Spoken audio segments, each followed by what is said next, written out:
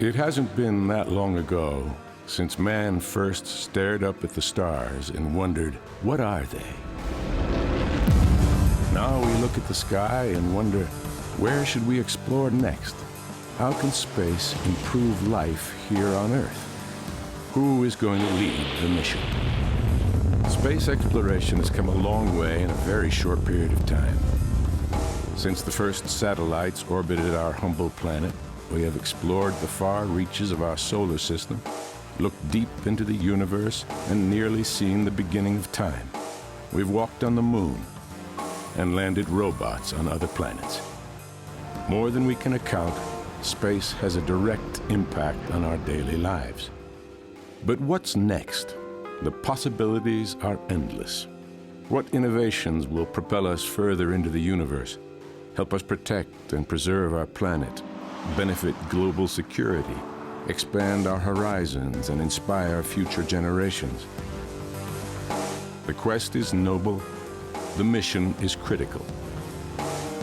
And to the people at Lockheed Martin, it is more, so much more than just a business. We understand that what we do has a significant impact on this and future generations. The systems we build help expand our knowledge of the universe. They are vital components in the network of satellites that protect our planet and the people that live here. And most important, our systems defend our freedom and enhance global security. Because space is where our future lies.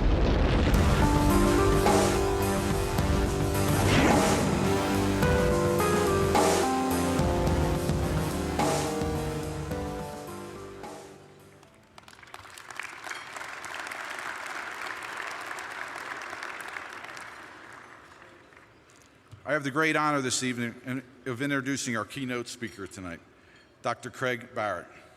Dr. Barrett is the former Chief Executive Officer and Chairman of the Intel Corporation. Dr. Barrett held increasingly responsible positions before retiring from Intel, including Vice President, Senior Vice President, and Executive Vice President. After being elected to the Intel Corporation's Board of Directors, he was promoted to Chief Operating Officer and later became Intel's fourth President, Chief Executive Officer, and Chairman of the Board. He was a Fulbright Fellow at Danish Technical University in Denmark and a NATO postdoctorate fellow at the National Physical Laboratory in England. After graduation, he joined the Stanford faculty in the Department of Materials Science and Engineering, rising to the rank of Associate Professor. Dr. Barrett is President and Chair of Basis Schools Incorporated and is on the faculty of Thunderbird School of Global Management. Dr. Barrett works with and serves on boards of numerous nonprofit and advocacy organizations. He earned the Bachelor of Science, Master of Science, and doctorate degrees in Materials Science from Stanford University at Palo Alto, California. Ladies and gentlemen, it is my great pleasure to welcome and introduce Dr. Craig Barrett.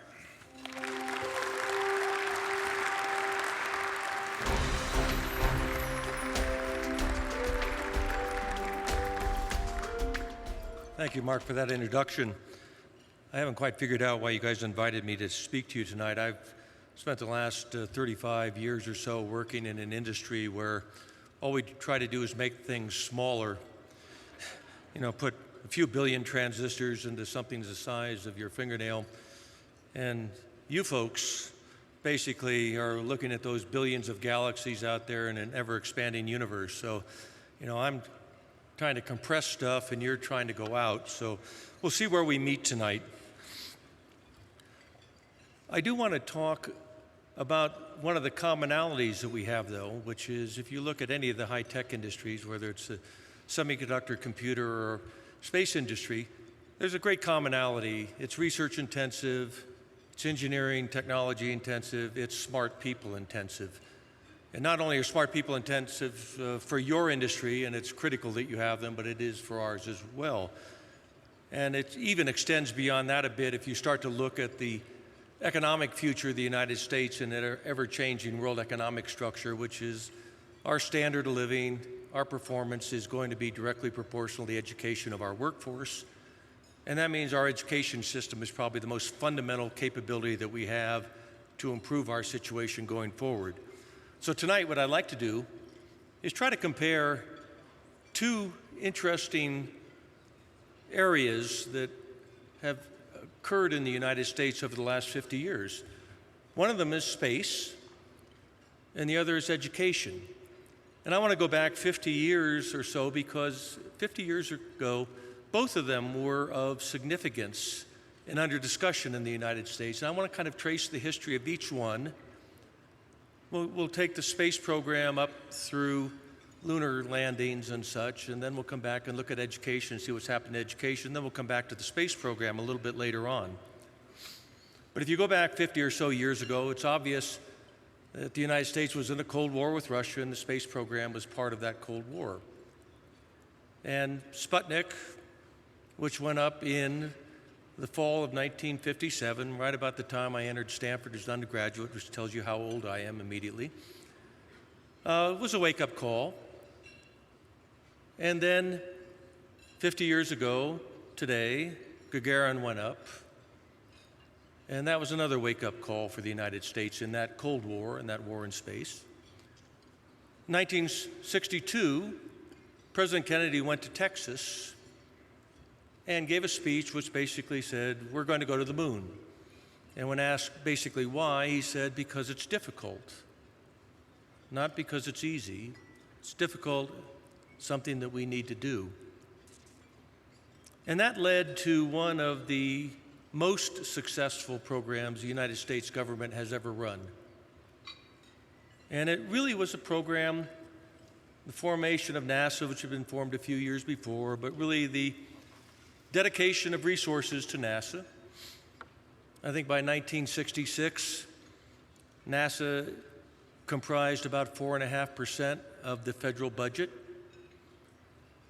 total of $5.9 billion that year. By the way, those of you who have looked at the current federal budget probably wish that it was 4.4% of the budget today. It'd be about $150 billion, and you wouldn't have had all those depressing sessions that I attended earlier today about what you're going to do next. But NASA grew to about 34,000 employees, and if you looked around the U.S. in terms of contractors and university personnel working on the lunar program, over 300,000 people in the university and private sector were involved. That led, in fact, to the lunar landing and return in 1969, and by December of 1972, a total of 6 lunar shots, all successful, had occurred.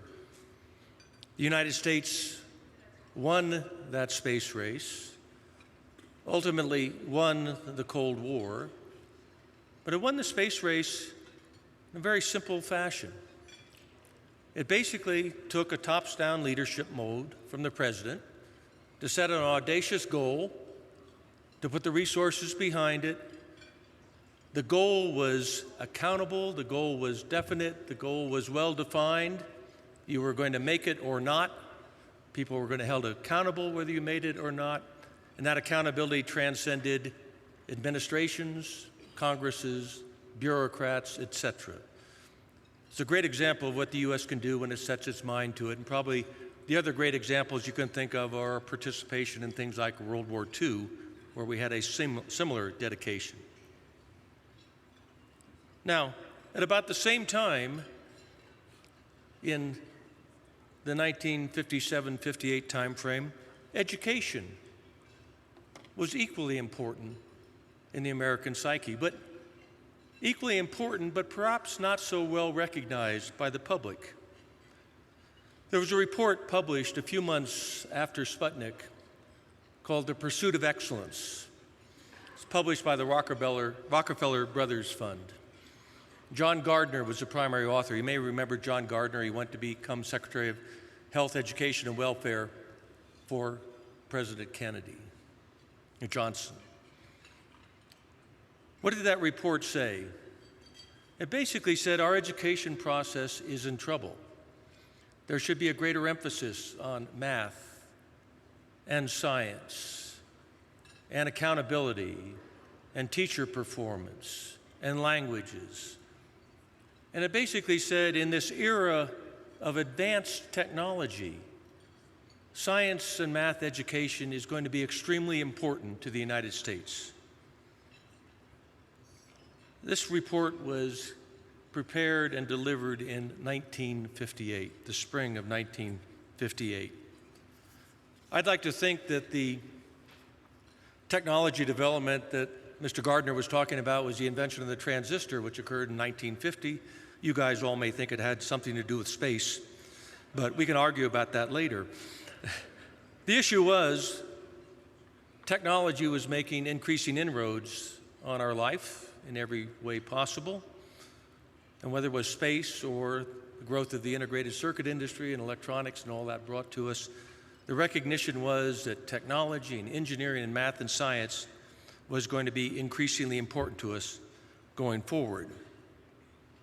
So, at about the same time, Sputnik and the pursuit of excellence, space and education were raised in importance in the United States. We've already briefly looked at what happened in space. Let's look just for a minute at what happened in education. Well, frankly, not much happened in education. You have to fast forward 25 years to another report that was issued, which was called A Nation at Risk, which you may have recalled being referred to in discussions about education recently. A Nation at Risk appeared in 1983 under President Reagan's administration. In fact, it was kind of an interesting issue because it appeared really as a report from the Department of Education about the state of education in the United States. President Reagan had campaigned on getting rid of the Department of Education, so it was met with some trepidation. But it's interesting to see what that report described. And it was most well captured in a quote from Jim Harvey, who was the primary author of the report, which I'd like to read for you. If an unfriendly foreign power had attempted to impose on America the mediocre educational performance that exists today, we might well have viewed it as an act of war. Pretty strong comment. The report went on to list 38 recommendations in 5 general areas about what the U.S. should do with its educational process. And I'd just like to give you just a flavor of those recommendations. It talked a little bit about content. What sort of content should K through 12 education have for kids? It basically said kids ought to take 12 years of math in every year that they're in K through 12, 3 years of science, 3 years of social studies, a half a year of computer science. That's kind of interesting when you think this is 1983. Personal computer had only been around 2 years, and already they're saying a half a year of computer science in high school. And students should have foreign language skills, be proficient in foreign language. It talked about standards for kids in school. It warned about grade inflation. And it had the amazingly insightful recommendation that to graduate from high school, you should be prepared to go to college.